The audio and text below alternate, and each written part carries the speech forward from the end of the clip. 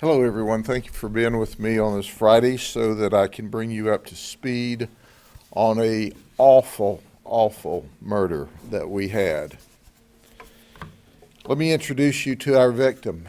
Now, as you know by Florida law, unless the family agrees, we can't release victims' names, but they did on this one.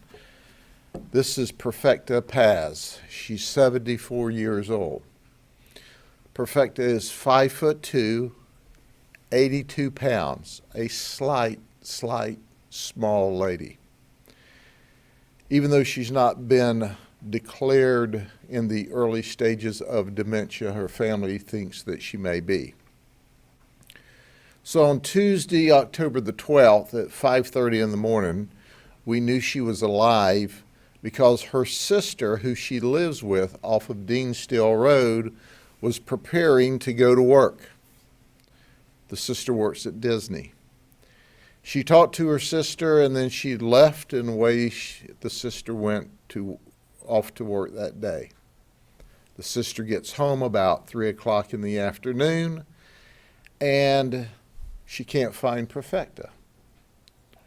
Well, there is a scoundrel that's living with them, and I'll talk more about him in a minute, by the name of Aroldo Paz. He's 39 years of age. When the sister comes home, Aroldo is working in the yard. He is living with Perfecta and her sister at her sister's house. He had been there about 7 months. He'd been there 7 months because he'd been injured in construction in Texas and needed some help, and the family agreed for him to stay there. So the sister can't find Perfecta. Aroldo says that Perfecta had too much pride and she left. She left home. Well, the sister took that on face value, thinking, well, she's got lots of friends. She talked about moving out and getting her own place. Maybe she was out looking for a home. So now it's Wednesday, about 4 o'clock in the morning. The sister wakes up to go to work. She checks to see if her sister Perfecta is in her room, and she's not. She can't find her. She goes to work, and all through the day, she's trying to call her on the cell phone. She's talking to friends. No one knows where Perfecta is, and she is remarkably worried. She gets home from work about 5 o'clock on Wednesday afternoon, and not only is Perfecta still missing, but Aroldo's gone. He's gone. He's taken off in this vehicle.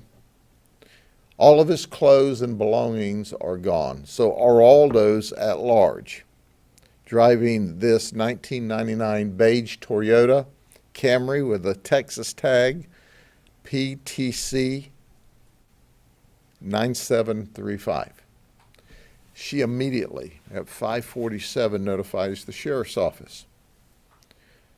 So now it's Wednesday late afternoon. As you know, we get the call at 5:47. It starts to get dark now, about 6:30-ish, but we're out there looking. We've got aviation, drones, canines. We're on the side of the road because with the initial information that we receive, we believe that maybe she's wandered off. So we search the woods. It's out in a wooded area. We search the sides of the road. We search the wood. We can't find her. We try to contact Aroldo on his cell phone. He's not answering. Can't find him. So now Thursday comes around and we go back and look some more. One of our ag detectives, this particular Homicide is about 1.5 acres, 1 1/3, 1 2.5 acres. So one of our ag deputies starts back at the house and goes, okay, maybe she found a break in the fence because the yard's fenced. So he's starting and he's walking the fence line looking where a slight in stature elderly female could get through the fence. As he's walking through the fence, he steps into a soft area. And he goes, something suspicious with that. So he gets post hole diggers and he digs a pilot hole and pulls out a woman's slipper. The woman's slipper he pulls out of the ground matches the description of the shoes that Perfecta was last seen wearing. So obviously our homicide team gets there and they start to excavate what we now know is a grave site. I talked to the ag detective that located this soft spot, and he is not only a very experienced ag detective, he is a rancher and a farmer in his own right. And he said that if you just looked at the piece of property, it was up in the bushes. They had planted all kinds of fruit trees and all kinds of bushes, and there were natural shrubs. He said you couldn't tell that a body had been buried there. He said it was smoothed back out. The chickens, they had chickens, had come to this fresh piece of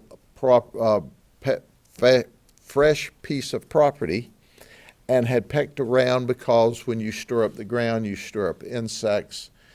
And he said, looking at the ground, you would have never known that it was a grave. But I happened to step in it, and the ground was soft. Our detectives worked through the night last night, unearthing Perfecta, who was deceased. She died a violent death. A violent death. We're looking for Araldo. Let me tell you about him. He, like Perfecta and her sister, are from Honduras. Perfecta and her sister are here legally from Honduras. Araldo is not. He's illegal. He's an illegal alien who has no legal standing in this country. He's been here since 2003. So it's important to point out that, of course, that Perfecta adopted him when he was very young because his natural mother passed. When he was about 6 or 7, Perfecta wanted to come to the United States, according to the sister, and Araldo didn't want to come, so he stayed back in Honduras with his father, his natural father, until he came to the United States in about 2003. So what we know now is that sometime after the sister went to work at Disney, Araldo violently murdered the lady that adopted him so many years before and buried her in a shallow grave. She was about 1.5 feet under the earth. And he fled with all of his clothes and belongings. He spent from 2003 until about 7 months ago, as far as we can determine at this point in time, in Texas, when he was injured in construction. They agreed for him to come here so that they could take care of him during his rehabilitation. But about 2 months ago, Araldo and his aunt, who adopted him as her child, had an argument over money, and she said she wanted her money back. It is reported to us by witnesses that Perfecta said at the time that Araldo pulled a gun on her and threatened her. But the disturbance calmed down, and they remained living together. So why did Araldo 2 months later kill his aunt, who was his adoptive mother? Well, apparently Perfecta was kind of perfect in the way she wanted things done. And according to the sister, Perfecta continued to stay on Araldo. he couldn't do anything right. If you washed the car, he used too much water, too much soap, not enough water. She just nagged him and nagged him and nagged him. And apparently, according to Oraldo, from what we see in evidence, of course, we've not had the opportunity to talk with him, he finally did away with Perfecta. He has virtually no criminal history other than an illegal entry into the country in 2003 and a possession of cannabis in 2015 that was ultimately dismissed. Currently, we have outstanding warrants for Oraldo for first-degree murder, for grand theft, and for tampering with evidence. We have this fuzzy picture of the vehicle. We also have evidence and information that this vehicle was recently seen in Texas, in the greater Houston area. So he's back in the area that he fled from.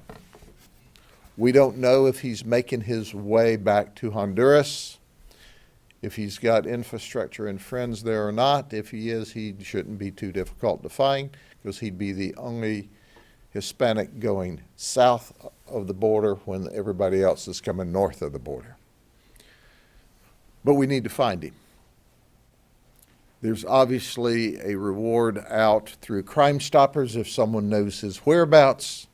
All you have to do is notify us. We find him with your information. You don't testify. We never know who you are. You never come to court. You make money. And we have this nasty guy who murdered his aunt and his adoptive mother locked up where he needs to be. So once again, it's an example of people that are here illegally in this country committing violent, dangerous crime. So when you tell me that a murderer like this has the right to be in this country when he comes here illegally and then murders a tiny little lady who was gracious enough, along with her sister, to not only allow him to live with them, but to help in his rehab from his injury in construction. He's just a nasty man. And he needs to be arrested quickly. After all, after you've killed one person, it makes killing the second one easier because you can't spend but one life in prison. We need to find him quickly. Are there any questions? They both have the same last name. Are they related by blood? Yeah, it's his aunt. Oh, it is. It's his aunt. And when her sister died, when he was just an infant, she adopted him. So she's the adoptive mother, but she is his aunt. Sheriff, should we assume that he cleaned everything up so nobody could tell that there had been a struggle or a murder there? Obviously, there were tools because at this particular location, they had chickens, they had hogs, they had cows. It was a nice little, if you will, small farm. They had planted squash growing in the backyard. They had beautiful trees that they'd planted, fruit trees. It was a manicured, beautiful area off Dean Still Road out in the middle of God's country. And he ruined the tranquility of that place forever when he murdered Perfecta and buried her in a shallow grave right at the northeast corner just inside the fence area. Is there any indication of what he did? Yes, we know how he killed her. We're not releasing that at this time because certainly only he knows and we know how he violently murdered her, and we don't want that out until we have the opportunity to talk to him. So when was the last time he was seen in Polk City? The last time he was seen was when Perfecta, the sister went to work And on Wednesday, October the 13th, and Perfecta's still missing. We know by the circumstances we have at this time, she was murdered on Tuesday while the sister was at work. The last time that he was seen was on 27. That's the last photograph we have of him on Highway 27. So he moved out of the house. He was at the house on Wednesday morning at about 4 or 5 o'clock when the sister went to work because she heard him there in the house. He had moved out after she went to work on that day. Any questions? Any other questions?